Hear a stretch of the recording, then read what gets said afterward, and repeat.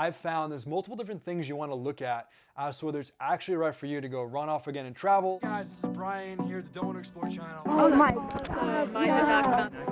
You know what? What's beautiful? Reason why you guys should do working holiday visa. Checking the turtle off the list.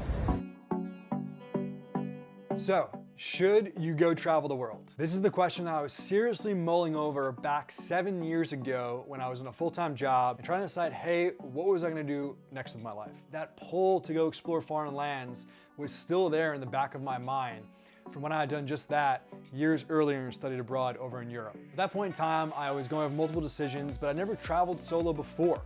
Since then, fast forward 7 years to now, I had made that big jump then through 19 different countries over 13 months, an amazing experience. Chose to come back to the States and then make that jump again in 2019.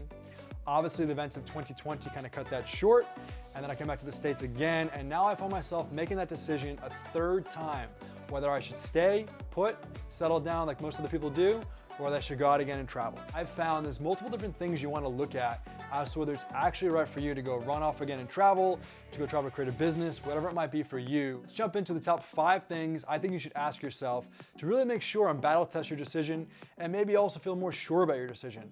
I know I needed more assurances. I felt like that back in 2015 and even in 2019.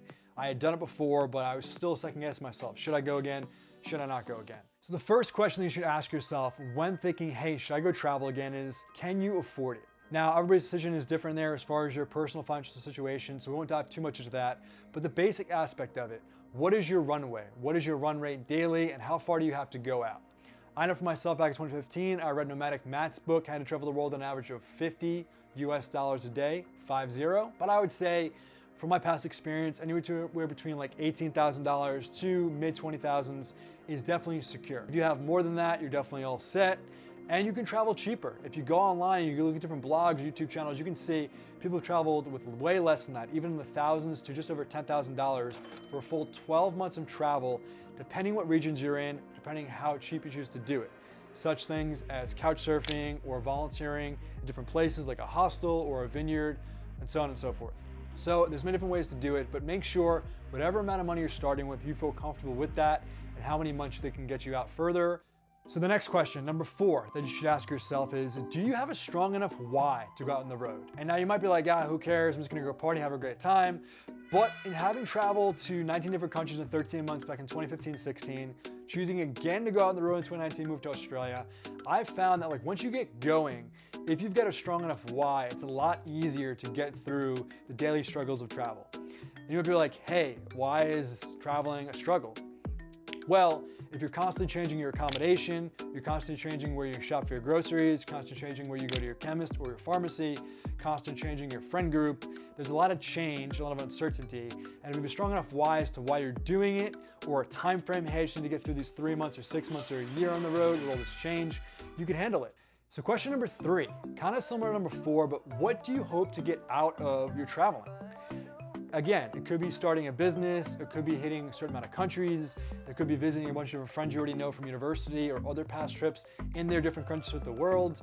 If you have a strong enough why and then kind of a North Star goal of what you hope to get out of it when you're done with everything, that'll definitely help you push forward. So your why could be, hey, I want to go to 10 countries.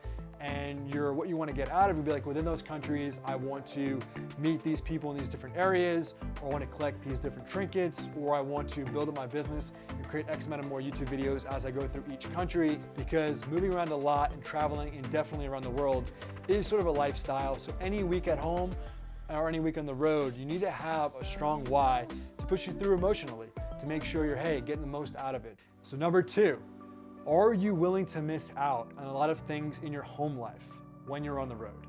So it might seem like a thing you take for granted or an obvious one there, but some people don't realize how much they're gonna miss the rudimentary things, the basic things of life, or the assurances of knowing, hey, my toothbrush is here, I sleep here tonight, that's my gym, that's my grocery store, my friend's just down the road or one call away. You might miss a wedding you didn't know was gonna happen while you were gone. You might miss a few friends' birthdays or another surprise event. So I think you want to have a strong why for when you're going to go away, what you're going to get out of it. And if you do, it'll help you as you push through on the road and maybe miss certain big ticket events because you're on the road. Having said that, the flip side, for most of you who've traveled before, if you haven't, Do know that you're gonna experience so many firsts on the road and grow so much, that those will probably far outweigh the things you miss back at home. But do know there's things you're gonna miss. So if you can, before you jump on the road, weigh those pros and cons. Are you willing to miss those things and instead have an amazing, weird, wonderful life of travel for a short period of time or a long period of time?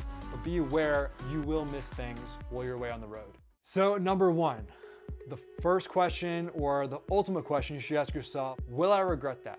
When I'm old and 80, maybe with a grayer beard than I have now, aside from this patch right here, will I regret having traveled, whether it's for 3 months, 6 months, 9 months, a year, or creating a full lifestyle on the road, which I hope to do in the coming years here? Will I look back and have a regret of having not done this or done this? And for myself, the decision was I won't regret it, which is why in about 10 days here, I'm headed out again on the road to 3 different continents planned coming up, a bunch of different hikes and a bunch of different travel experiences. So stay tuned.